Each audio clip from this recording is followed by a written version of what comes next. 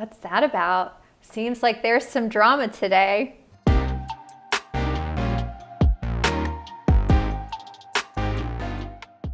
Hi guys. So today we're going to flip the lens on drama.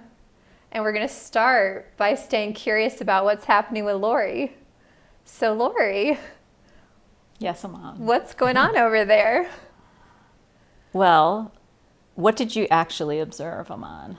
Well, I observed and, a sigh. And so I started to interpret it as, oh, she's upset about something. Does it have to do with me? I don't know. Well, I love what you just did right there, which is something that we do with our clients all the time, which is what could they actually watch on film, which was a sigh and a bit of body language with my hands. That is the fact of what occurred. And then you made a distinction between that and your interpretation of it. And then you got curious about it. So you want to ask me again what was going on? Sure.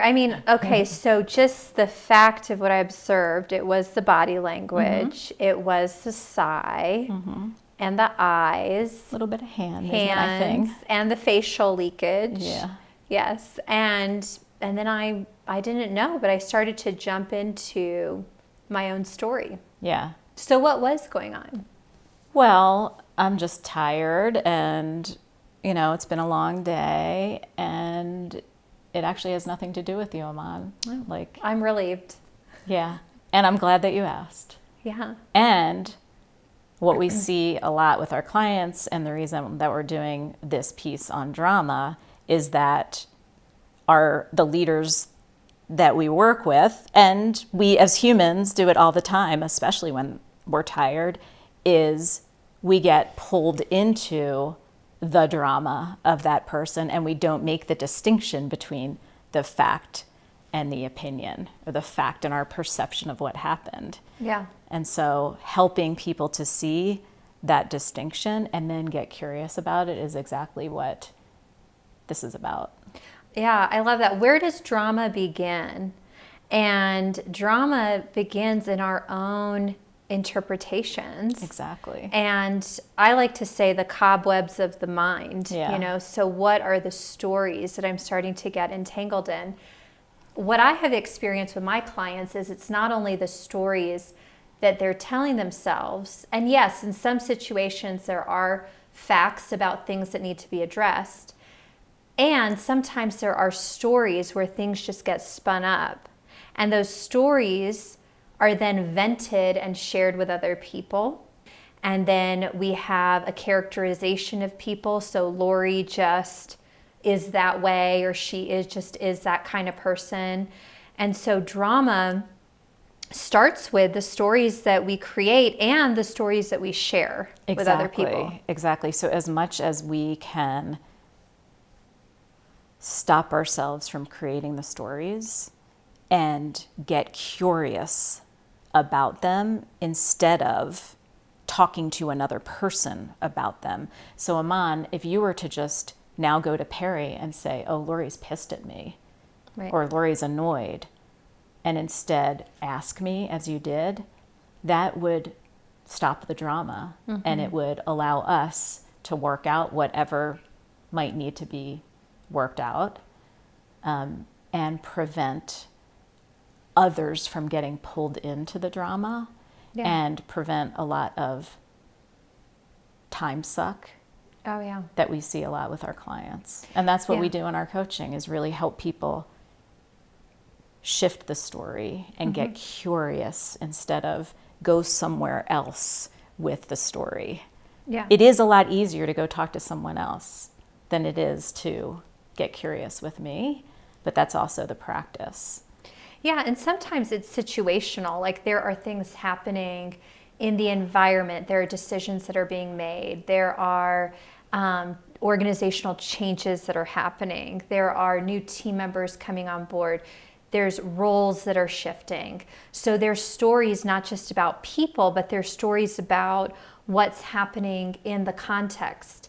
And that's where The clients that I work with really love this exercise, and we started to do it together just now, which is separating facts from opinions and from our feelings. So what are the observable facts in a situation versus what are my opinions about it and how do I feel about it?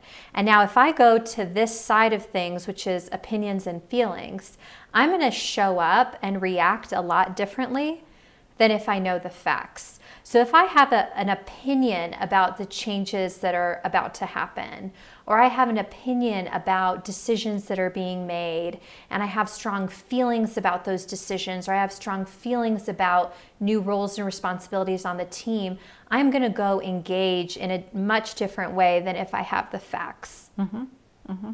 And maybe if I have the facts, I still might have my opinions and my feelings, but I have the choice.